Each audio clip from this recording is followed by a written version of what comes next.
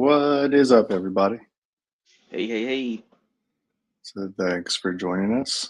Say another week, another edition of Threat Thursday Live.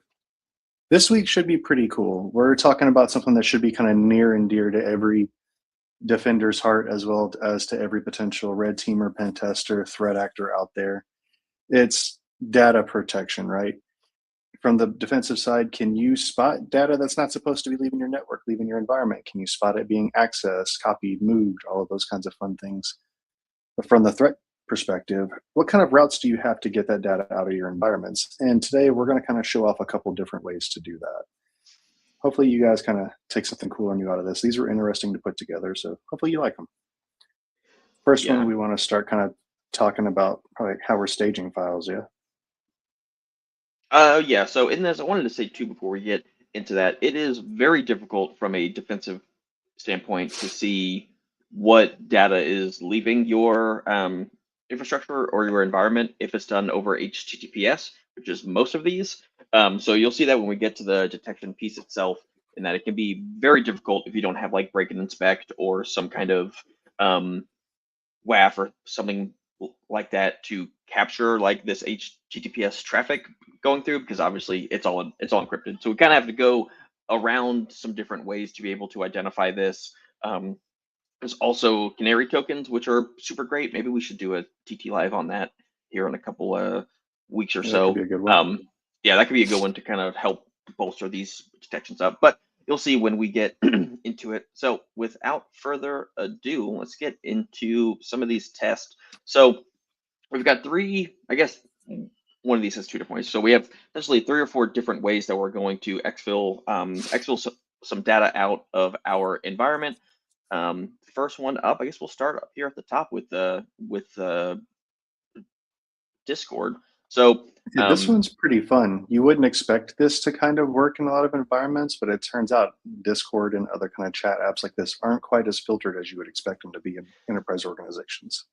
yes, a lot. I was surprised when we have run this one in a couple of PTEs. It's always interesting to me like how kind of commonplace Discord is. Like Discord, we have that Telegram one, and like that Slack C2. It's interesting how utilized that is in environments and how kind of open it is to be able to do anything. So, no, I guess Because to we've kind of made these, I'll say we've okay, made these work in what, finance, energy. We've used these in entertainment and gaming. yeah, We've used they're a little bit pretty much everywhere. everywhere. It's kind Yeah. of it's a little surprising, and like kind of the theme of this TT Live was like protected data exfiltration. So what we meant by that is like interesting ways to kind of get around um, or get around some preventative or some controls that defenders would have to be able to exfil. So like Discord, a publicly hosted site that like again we see very commonly in a lot of environments. But with that, all of these tests are going to start out with downloading the data that we're going to exfil. So I won't really go over that, but that's what this initial download piece is. And then I can show at the end, if we have some time, how to actually create a webhook to be able to do this. But in there, it's really just a simple curl command, a simple post curl command. This would work over Windows, Mac, Linux, really, I mean, everything that has curl, which is pretty much every operating system. But in that, you just utilize curl to do a post request out to your Discord webhook. Again, I'll show you how to build this. We have time at the end, which is just this URL that we have here, the -s for a file. You give it the file name. You tell it that it's content and give it a name, and that's it. I mean, it's really pretty like relatively simple once you make the webhook to be able to do it. And then once you have that in there, let me see if it'll let me share 2 screens. Stop and share another one. Once Yeah, you and from a have setup that, perspective, I was going to say while you're pulling that up, it's fairly simple. It was just a little bit of setup on the Discord side. You didn't have to stage an environment variable or anything crazy like that on the victim endpoint. You just do the post request.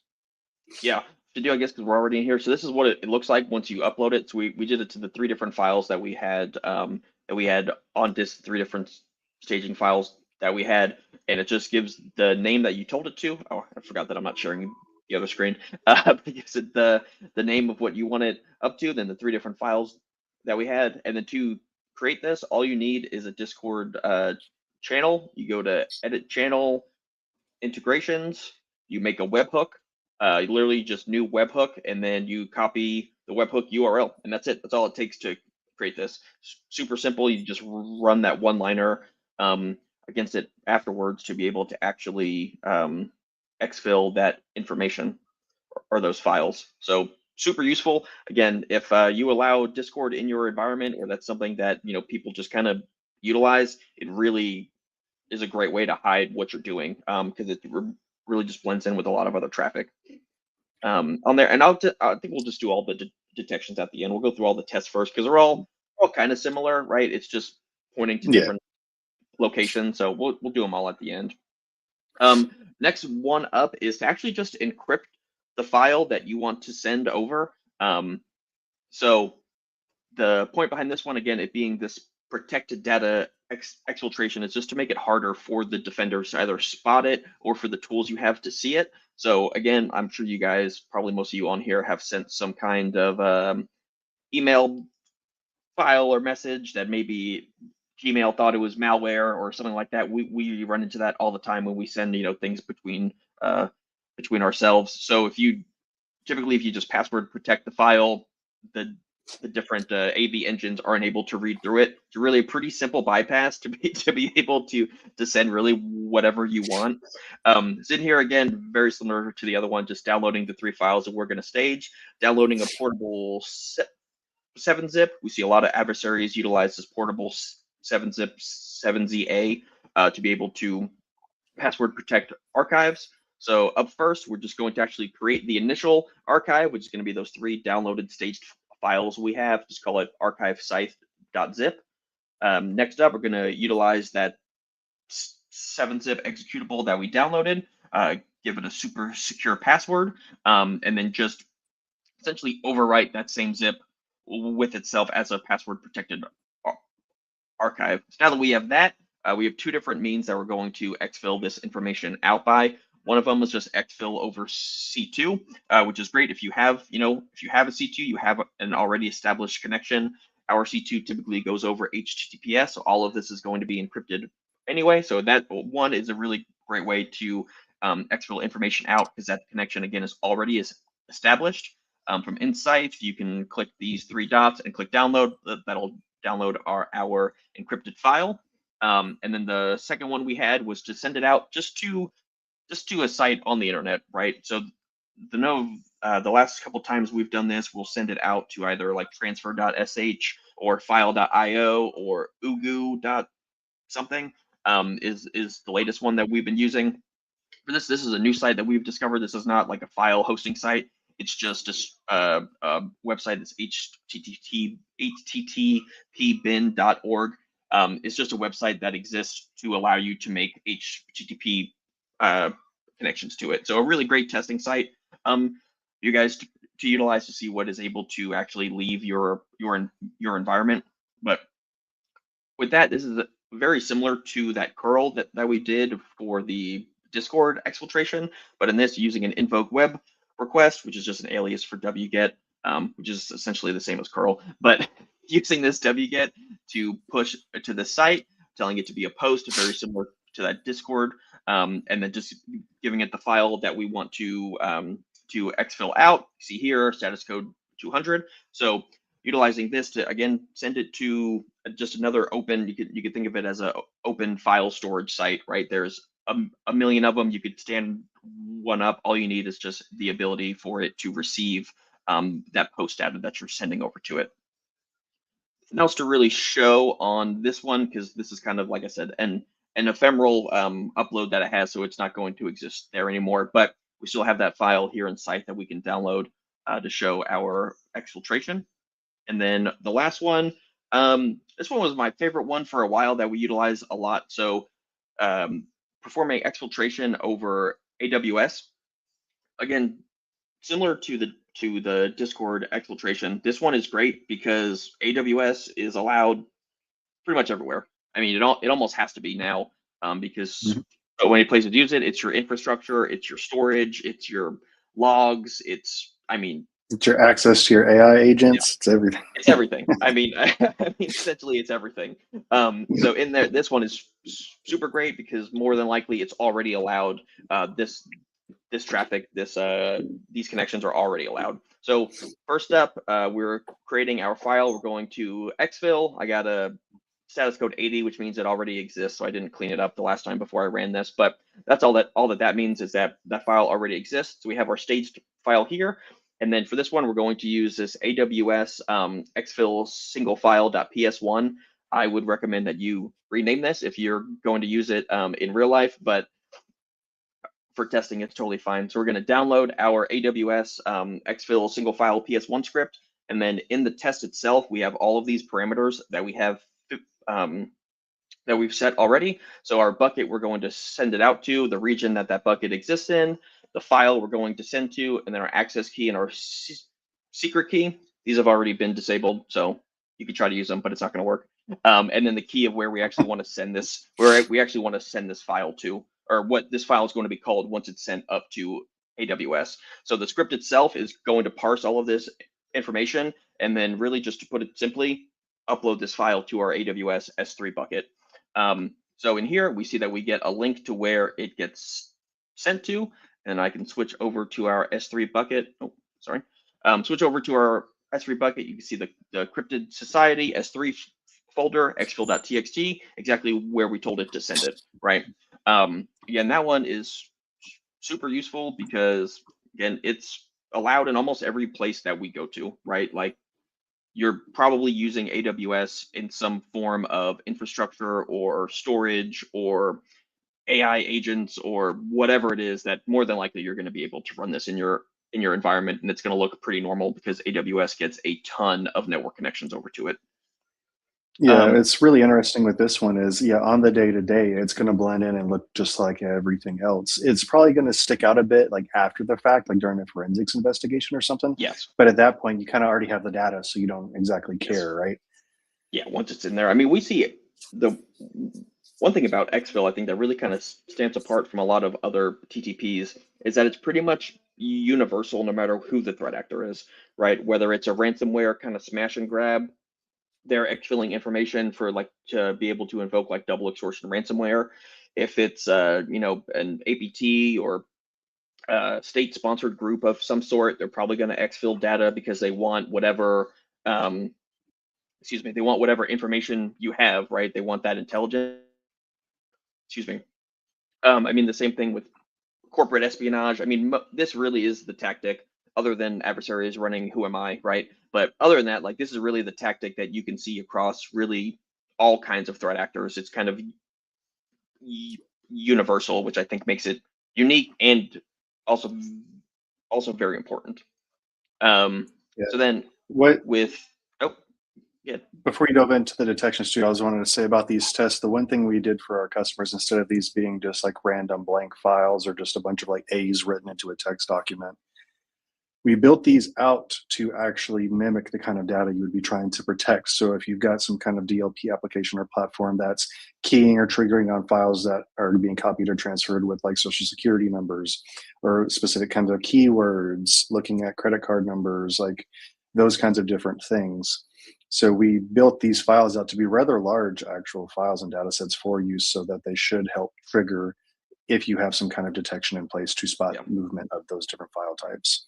So we wanted to make this kind of realistic as possible for you. So it's not like, well, that file was just all A's, so it wouldn't have classified or triggered. No, we take care of that for you. Yep.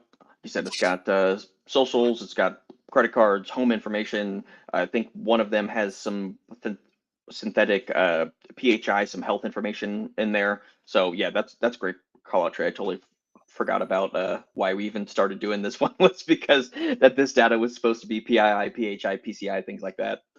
Yeah. So with that, are you able to see this, or do I need to zoom in a little bit more? It's always kind of hard Right on there this is one. probably fine.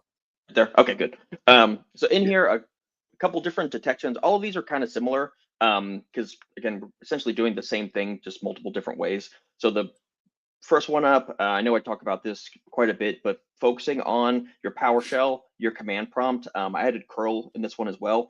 But if these binaries are reaching out to the internet, that is probably something you want to know about, right? I feel like I say this all the time. But if PowerShell is reaching out to the internet, and it's not like a Microsoft site, it's probably not very good, or something that at least you need to investigate.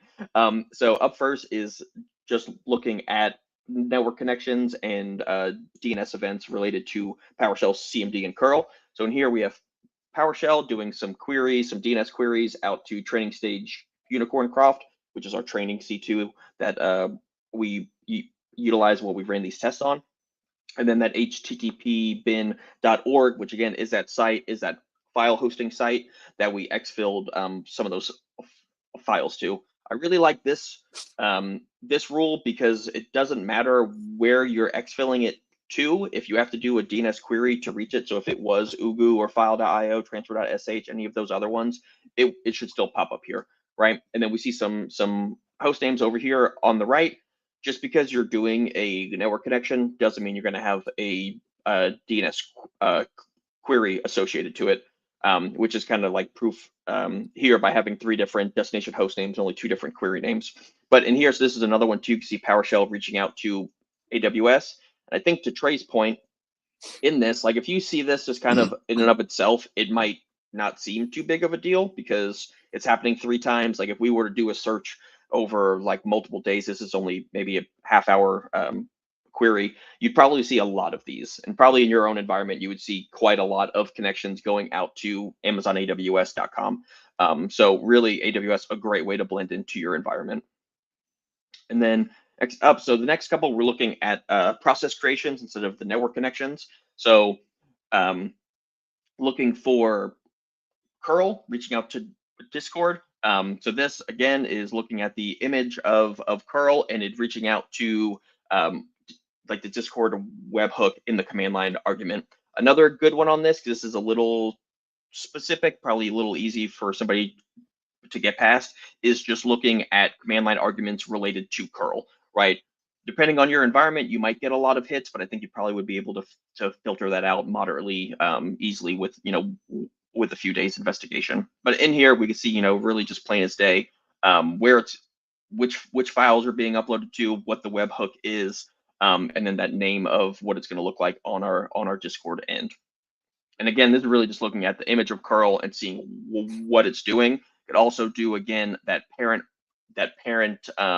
image in that non-standard directory, right? That's something too we talk about almost every TT live, of like curl running in and of itself might not be a huge deal, but something running in a user profile, like something not in program files, system 32, things like that, probably something that you want to investigate.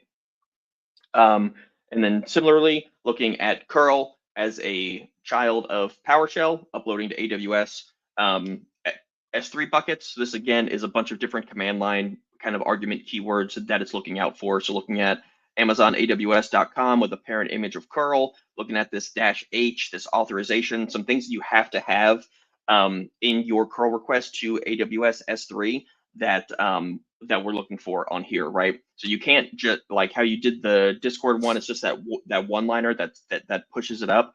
The exfil to AWS S3 bucket, if you're not using like AWS CLI, is a lot more difficult because it requires a lot more things. So that's why we have the signature in here. We have the headers in here, the authorization, all kinds of different headers and things like that in there. If you don't have all of these, it won't work. So that's why the AWS exfil is a script instead of just that one-liner.